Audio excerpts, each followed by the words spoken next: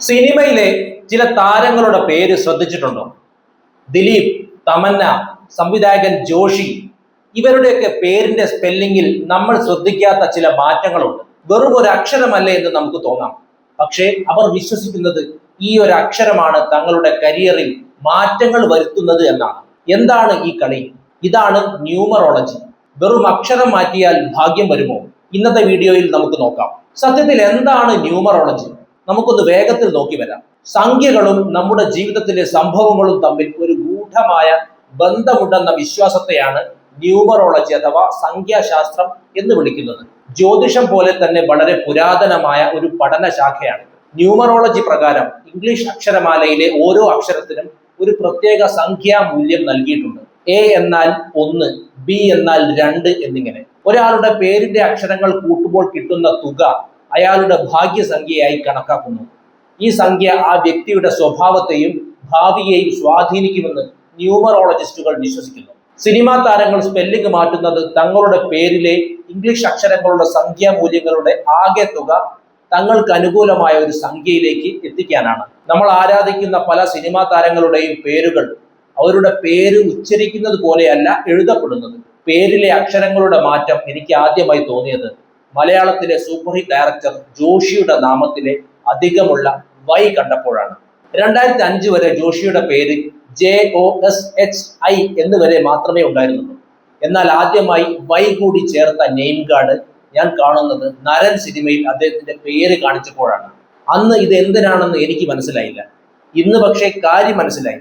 പക്ഷെ എന്തിനിങ്ങനെ ഒരു പേരുമാറ്റം എന്ന് ഞാൻ ചിന്തിച്ചിരുന്നു. കാരണം ജോഷി ഏറെക്കുറെ എല്ലാ കാലവും സ്ഥിരതയോടെ ഹിറ്റ് സിനിമകൾ സംവിധാനം ചെയ്ത ഒരു സംവിധായകനാണ്. അദ്ദേഹത്തിന് പ്രത്യേകിച്ച് ഒരു ഭാഗ്യം തെളിയേണ്ട ആവശ്യകത ഉണ്ടായിരുന്നു. പേരുമാറ്റത്തിന് മുൻപും അദ്ദേഹം ഹിറ്റ് മേക്കർ ആയിരുന്നു. അതിനുശേഷവും ഹിറ്റ് മേക്കർ തന്നെ. ഇടയ്ക്ക് ഏതാനും ചിത്രങ്ങൾ വേണ്ട രീതിയിൽ വിജയിക്കാറില്ല എന്ന സ്വാഭാവികത മാത്രമേ ഉള്ളൂ. നരന് മുമ്പ് ഇറങ്ങിയ മാമ്പഴക്കാലം എന്ന സിനിമയുടെ വലിയ പരാജയമായിരിക്കാം ചിലപ്പോൾ ഒരു കാരണം. തൊട്ടു മുമ്പ് ഇറങ്ങിയ ദിലീപ് ചിത്രം റൺവേ വൻ വിജയമായിരുന്നു. അതിനു മുൻപ് ദുബായ്, പ്രജ എന്നിവ പരാജയങ്ങളായിരുന്നു. ഇത്തരത്തിൽ ജയപരാജയങ്ങൾ മാറി വരുന്ന ഒരു രീതിയായിരുന്നു ജോഷിയുടേത്. എന്തായാലും ജോഷി പേരിൽ മാറ്റം വരുത്തി.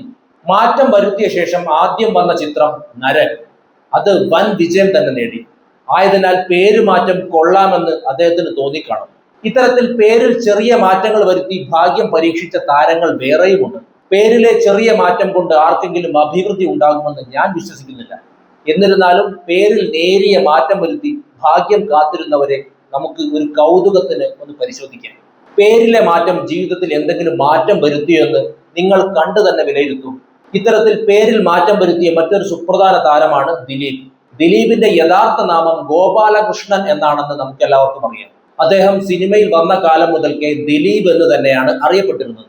എന്നാൽ ജീവിതം പിടിച്ചു കുലുക്കിയ ആ കോളിളക്കത്തിൽ ജനപ്രീതി പതിയെ നഷ്ടപ്പെട്ടു തുടങ്ങിയ ഒരു ഘട്ടത്തിൽ അദ്ദേഹം ദിലീപ് എന്ന പേരിനിടയിൽ ഒരു ഐ കൂടി കൂട്ടിച്ചേർത്താണ് പേര് രേഖപ്പെടുത്തി തുടങ്ങിയത്.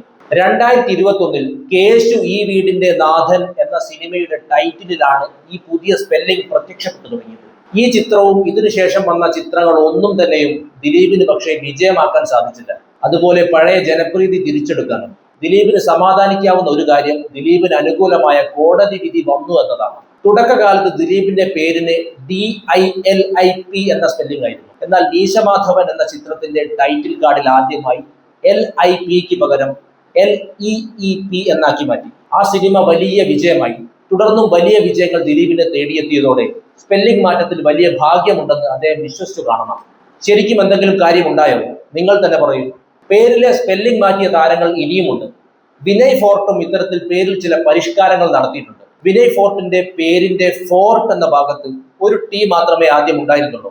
ശ്യാമപ്രസാദ് സംവിധാനം ചെയ്ത ഋതു എന്ന ചിത്രത്തിലൂടെയാണ് വിനയ് ഫോർട്ട് സിനിമയിൽ എത്തുന്നത്. അന്ന് മുതൽ 2019 തമാശ എന്ന ചിത്രം ഇറങ്ങുന്നത് വരെ ഈ പേര് തന്നെയായിരുന്നു അദ്ദേഹത്തിന്. അധികവും സഹനടൻ വേഷങ്ങൾ ചെയ്തിരുന്ന വിനയ് ഫോർട്ട് നായകനായ ചിത്രമായിരുന്നു തമാശ.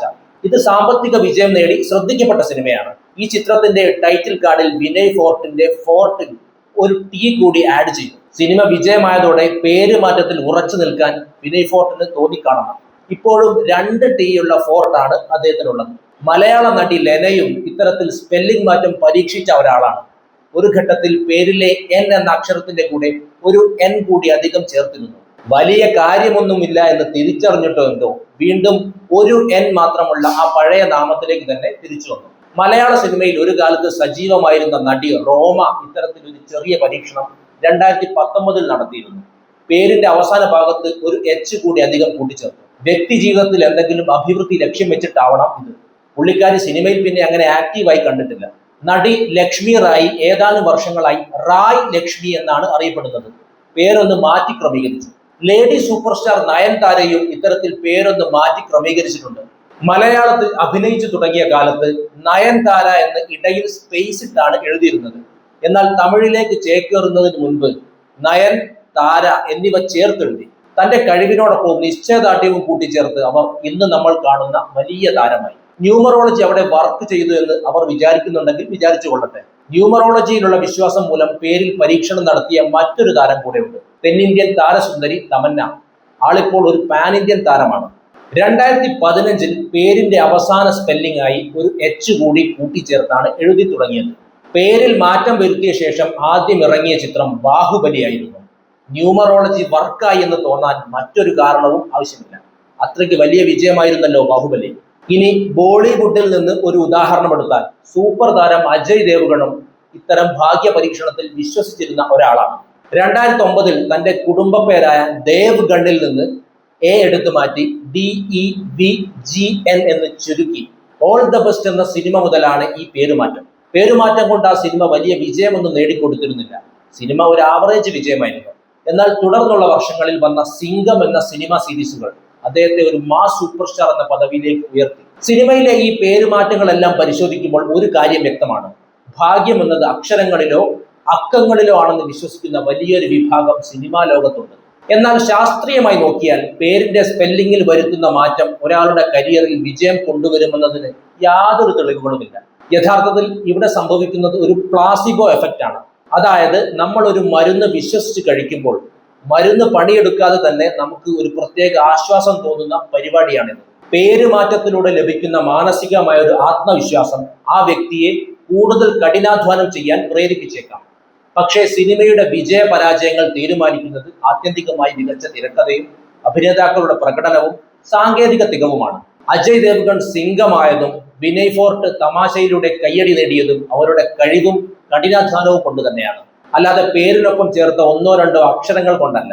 സിനിമയിലെ ഇത്തരം ഭാഗ്യ പരീക്ഷണങ്ങൾ തുടർക്കഥയാകുമ്പോഴും കഴിവുറ്റ കലാകാരന്മാർക്ക് മാറ്റമില്ലാത്ത സ്പെല്ലിങ്ങുമായി ഇന്നും വലിയ ഉയരങ്ങൾ കീഴടക്കാൻ സാധിക്കുന്നു എന്നതാണ് യാഥാർത്ഥ്യം. നിങ്ങളുടെ അഭിപ്രായത്തിൽ ഒരു കലാകാരന്റെ വിജയത്തിന് പിന്നിൽ ഇത്തരം സ്പെല്ലിംഗ് മാറ്റങ്ങൾക്ക് പ്രാധാന്യമുണ്ടോ?